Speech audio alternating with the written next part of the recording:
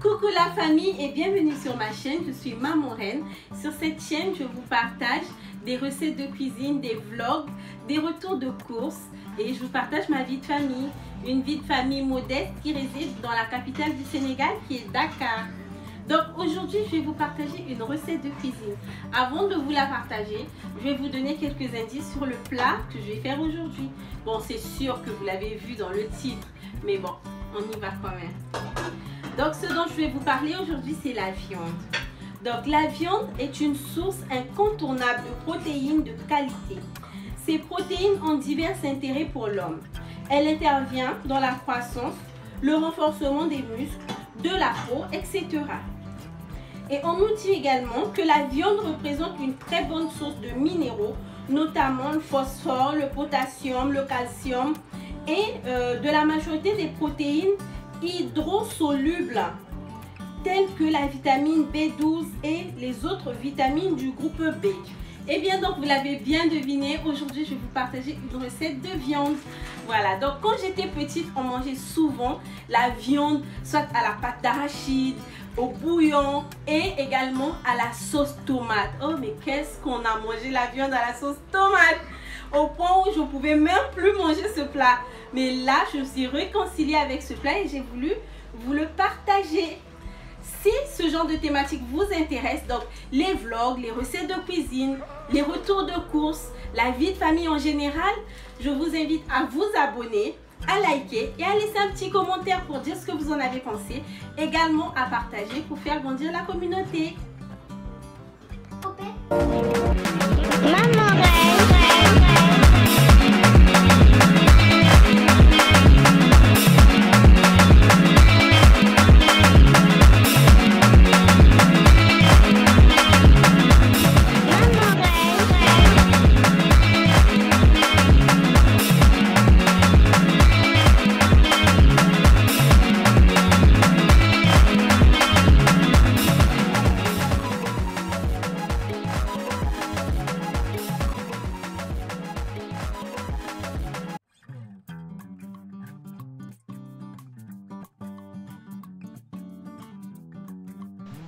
Donc comme vous avez vu dans le titre, pour préparer ma viande de bœuf à la sauce tomate, j'aurai besoin de la viande de bœuf, de la tomate concentrée ou double concentrée par rapport à ce que vous avez, de la tomate fraîche, également des épices mixées, oignons, ail, ciboule, céleri, persil, poivron, tout ça, et des 7 épices, du sel et du poivre noir. Donc je vais commencer par laver ma viande et ensuite la mettre au feu avec un peu de sel. Je vais laisser cuire, donc je laisse à feu vif avec un peu de sel. Au début, je vais laisser le couvercle fermé pour accélérer la cuisson. Et ensuite, je vais ouvrir le couvercle afin que ça ne puisse pas déborder. Je vais vous présenter mes excuses d'entrée par rapport au son de ma voix. Je suis un peu souffrante. Donc c'est ce qui fait que vous remarquez que j'ai un peu du mal à respirer. Je suis un peu souffrante mais ça va passer, ça passe toujours très vite. Voilà. Donc je vais laisser ma viande cuire. Ça va prendre tout son temps. Et là j'étais tombée sur une viande qui n'était pas top du tout. Elle était dure. Donc elle a cuit pendant longtemps. D'habitude quand je fais mes courses, je mets la viande, je pré-cuis la viande le jour même des achats. Et comme ça, quand j'en ai besoin, je sors et puis je rechauffe juste. Non. Je cuis, mais ça a plus de facilité à cuire rapidement. Parce que ça a déjà été pré-cuit au préalable. Comme vous voyez seulement sur le feu, hein, il est recommandé de laisser entrouvert le couvercle pour que ça puisse pas déborder. Vraiment, si ce genre de vidéo vous intéresse, n'hésitez pas à vous abonner, à liker, à commenter et à me dire ce que vous en avez pensé en fait, à partager pour faire grandir la communauté. Ça pourrait aider quelqu'un autour de vous et à me suivre sur mes autres réseaux. Je vous laisse le compte Instagram juste ici. Donc pendant que je fais bouillir ma viande, je vais également faire ma marmite de riz parce que c'est un plat qu'on va manger avec du riz blanc. Le riz, je vais le faire, je mets l'huile à chauffer et ensuite je lave mon riz. C'est toujours recommandé de laver son riz parce qu'il y a des produits qui sont mélangés avec ce riz là pour le conserver afin d'éviter qu'il y ait des insectes qui s'infiltrent dans les sacs. Donc je vais mettre le riz dans l'huile. Une fois que l'huile a chauffé, je rajoute le riz, je rajoute le sel et puis je mets les épices, le poivre noir. C'est tout ce que j'ai mis. Je vais mélanger, attendre un peu, et ensuite je mélange. Ensuite j'attends un peu et puis je mélange. Une fois que je vois que bon, là mon riz il a la bonne texture, je rajoute maintenant de l'eau et je laisse cuire.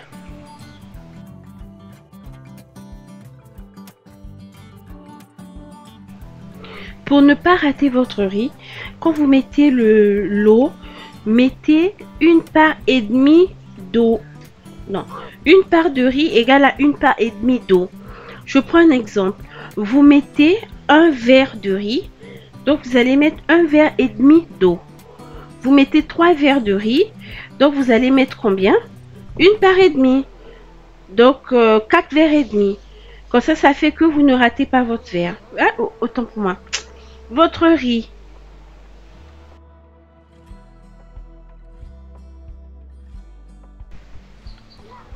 Donc vous allez remarquer que juste en dessous de ma marmite de viande, là, pas en dessous de ma marmite de riz, en dessous de ma marmite de viande, la gazinière est maintenant colorée. En fait, j'avais oublié le couvercle fermé et ça a bouilli et puis ça a débordé. Ça a sali la gazinière. Donc là, mon riz est cuit quelques minutes après. Vraiment, je suis désolée pour ceux qui comptent les gobelets d'eau par rapport au riz. Moi, j'ai tellement l'habitude que je compte plus en fait. Je suis habituée à faire le riz tous les jours. Vous savez, je vis au Sénégal. Je vis au Sénégal depuis un bon moment déjà. Donc la cuisson de riz, c'est plus trop un problème pour moi. Je dirais pas que je rate plus mon riz, c'est pas possible. Mais en tout cas, j'ai plus trop de problèmes pour la cuisson de mon riz.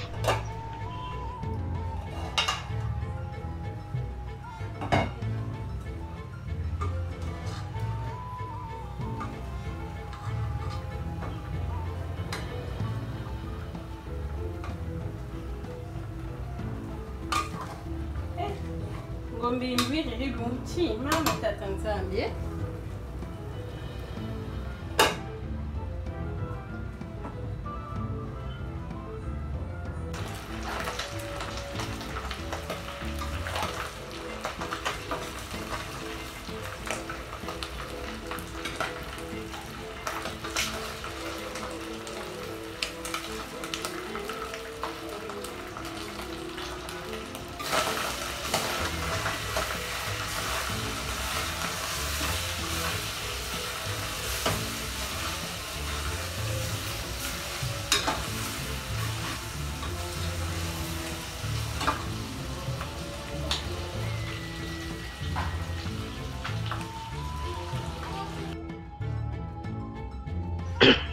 Vous avez remarqué qu'il n'y a plus d'eau dans ma marmite de viande.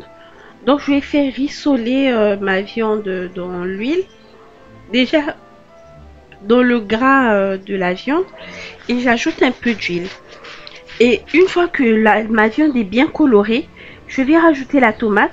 Comme vous avez remarqué, c'était juste une manière de vous montrer que c'est une tomate 100% sénégalaise. Le drapeau y est, hein, c'est un produit 100% sénégal. Comme je vous dis toujours dans mes vidéos, c'est important de consommer local. Parce que quand vous consommez local, ça crée de l'emploi, ça fait avancer l'endroit où vous vivez en fait. Ça fait... Voilà, et je rajoute la tomate. Je rajoute la tomate concentrée, autant pour moi. Je rajoute la tomate fraîche. Donc tout à l'heure, j'ai mis la tomate double concentrée de tomate. Et là, je rajoute la tomate fraîche. J'ai toujours pas mis de l'eau. Hein. Toujours l'huile parce qu'il y avait d'abord le gras de la viande qui a fondu. J'ai rajouté un tout petit peu d'huile. J'ai mis les 2 tomates. Et là, je mets le poivre noir. Vous salez à votre convenance. Moi, depuis que j'avais mis le sel pour faire bouillir, là, j'ai pas rajouté. Et ensuite, je vais rajouter mes épices mixé là. Oignons, poivrons, céleri, ciboule, ail et coriandre. Donc je vais mettre tout ça et je mélange et ensuite je rajoute un tout petit peu d'eau. Je rajoute d'abord un tout petit peu d'eau, vraiment un filet d'eau. Si vous avez de l'eau chaude de préférence, c'est mieux. C'est mieux de mettre l'eau chaude. Moi je n'en avais pas. Du coup j'ai mis l'eau plate, mais si vous avez l'eau chaude, c'est mieux de mettre.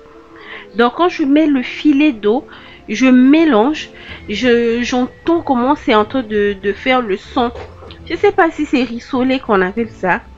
Là je rajoute maintenant l'eau pour donner la consistance à ma sauce.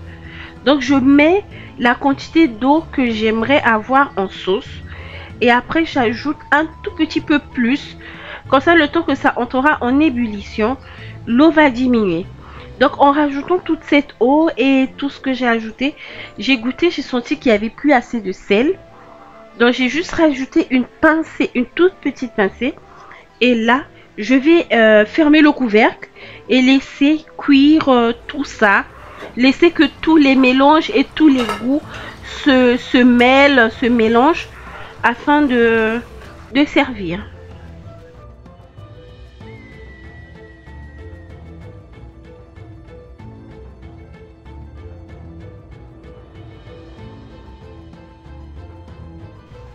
Pour finaliser le plat, je vais rajouter les 7 épices.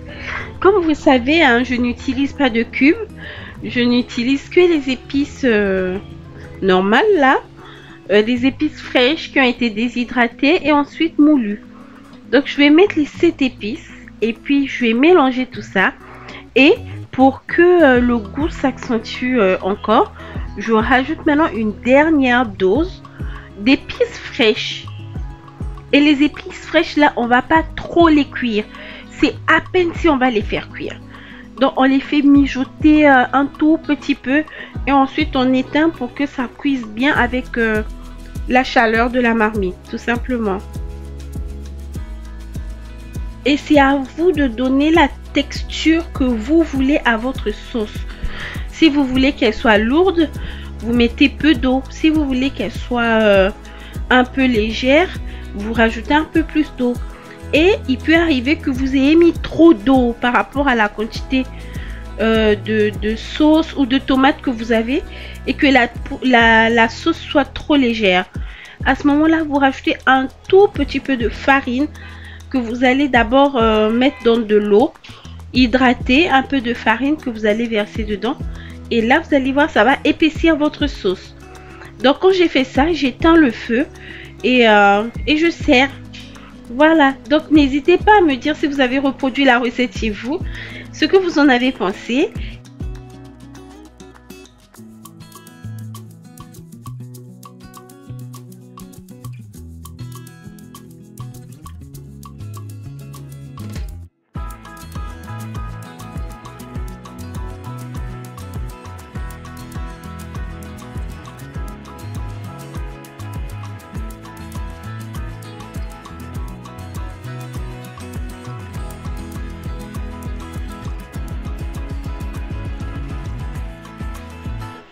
En bonus, je vais vous partager une astuce.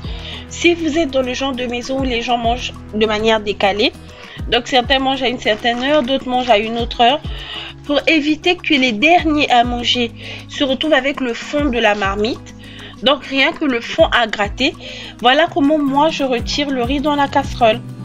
Donc je creuse, je prends partie par partie, mais de telle sorte à faire un trou. Comme ça, je prends jusqu'au fond pour que tout le monde ait le bon riz et tout le monde ait le fond s'il le faut.